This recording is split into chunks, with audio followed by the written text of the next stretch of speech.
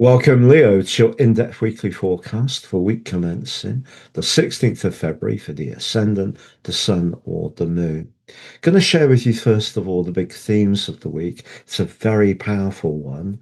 Then on screen, you can see where all the planets are.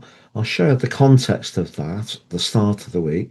Then, as the influences unfold, I'll unpack those in detail, frame by frame, to give you a clear picture of what to expect. I'm astrologer Patrick Arundel. A very warm welcome. If you're new here, please subscribe to the channel to help it to continue to thrive. So it's a week that has a solar eclipse on Tuesday in the sign of Aquarius.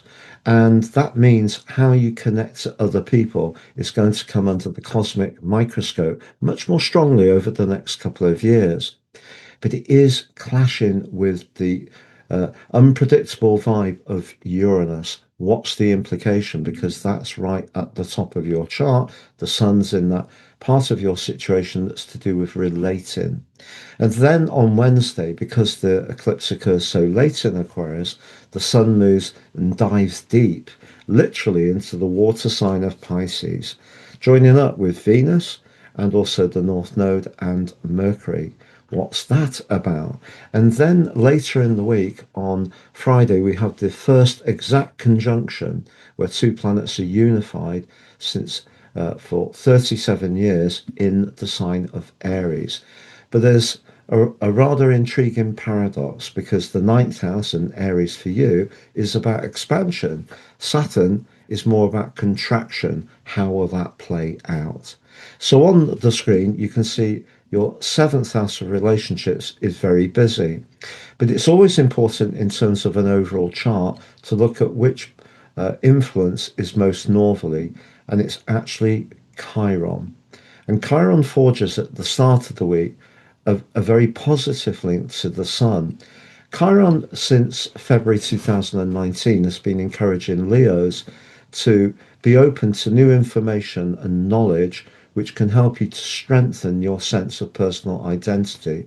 Then again, if you're an information provider, a teacher, or a trainer, those skills may have really shone over that period of time. So a connection this week can be heartfelt, and it may be someone who gives you some advice or where you encourage someone else. So that's really lovely. But the moon is in your seventh house. And intriguingly, the moon in the seventh house likes a degree of harmony. But Pluto, which has been in your seventh house 4 times since November 2024, it's not really considering harmony. It's more about what needs to transform. And it can sometimes hide things that we need to look at. Other times it can reveal things. And the moon's very close to Pluto at the very start of the week. So an intense conversation around a relationship matter may be what is the highlight of the start of the week. And the moon then moves forwards and connects to Pluto. And you may feel if someone's not being as collaborative or leaning into your needs as much as you want, the moon applying to Mars could see you being stronger on your boundaries and surprise someone by being more outspoken. But then, of course, the moon by Tuesday applies to the sun, and we have the solar eclipse because essentially new moons, as this is a moon cazimi. The magnificence of the sun magnifies the beauty of the moon. But the sun in Aquarius is technically debilitated because it's opposite your sign, which is ruled by the sun. So the moon here can create detachment. Aquarius moon energy can be quite rebellious as well, freedom loving and very independent. And that's a dichotomy with seventh house energy, which is about trying to find collaboration. But over the next 6 months, some important developments around your relationships are possible, and it can be very positive. But if there is a relationship, and it may be a professional one with Uranus very high in your chart, and therefore has had an impact on your work broadly for the last 7 years, where you may have wanted to do something where you had a lot of space, you could be independent, you could be very innovative. If someone is choking that off and maybe is more demanding of you supporting them, that's something you may find hard to do. But essentially, particularly if you're single but would like to meet someone, the next couple of years do offer some opportunities. But you don't want to connect to someone with Uranus square into the sun, who in some ways stops you from expressing your individuality, your uniqueness in a more worldly setting. So, if you're very supportive in a relationship, you may love your partner, it could be with a friend, but it's taken away from what you want to do for yourself. That may be something that you have to be a little bit more outspoken about over the next 6 months. Now, on Wednesday, the sun moves into Pisces, but for you, that's the eighth house. The eighth house can be where we become more invested, but it can also be where things transform and we want to leave and release something. Now, you do have Mercury in this part of your chart forging a very strong link with Jupiter this week. Something could be shared that gives you a different perspective. It may be something you read, a video you watch. It could be something to do with personal development or psychology that just gives you an added dimension, and that can be very helpful. But with the sun moving into your eighth house, if you do find yourself thinking more about things like pensions, investments, long term savings, it wouldn't really be a surprise over the next month.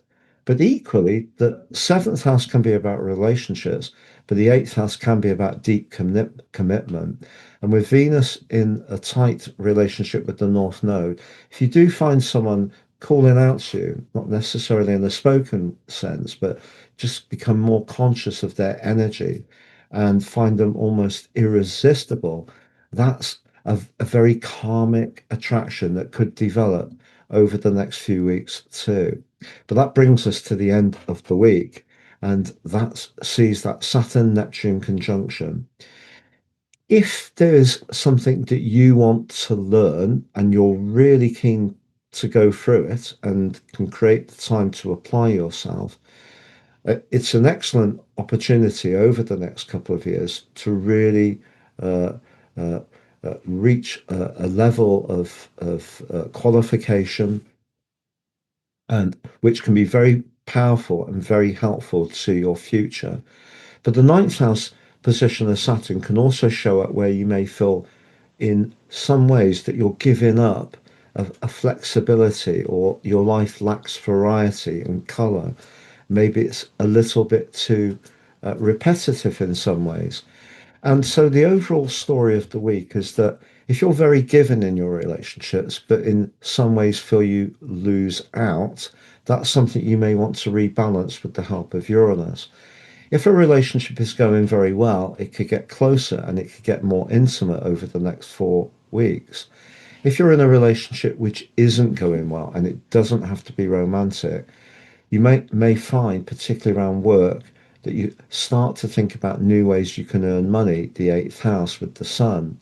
But equally, with Saturn and Neptune in the ninth house, it may feel that some of your options are a little bit limited, but don't believe that's truly the case, because I think what Saturn in the ninth house suggests that if you can apply yourself, talk to people who are very experienced, have a lot of knowledge and wisdom, Saturn, and also imagination, you might actually find that even if at the moment your options do feel somewhat cramped, by understanding more about things from a different perspective can actually create a greater sense of freedom. If you'd like to know more about what the rest of February holds for you, please click on the link for your monthly video. There's a crunching right angle between Mars and Uranus in the last week, but there's a very fortunate link between Venus and Jupiter then too. But I go into much greater detail about Saturn, Saturn and Neptune, and also the solar eclipse too. And also, if you'd like to take advantage of my offers on my printed charts, you can get your personal forecast full 12 months from the time of order, plus your life roadmap, and apply Astro 26 at the checkout and get 50% off. If you're interested in soul or karmic astrology, you can order your draconic forecast and chart and get 50% off by adding Draco 26 at the checkout. Take care, all the best, and goodbye.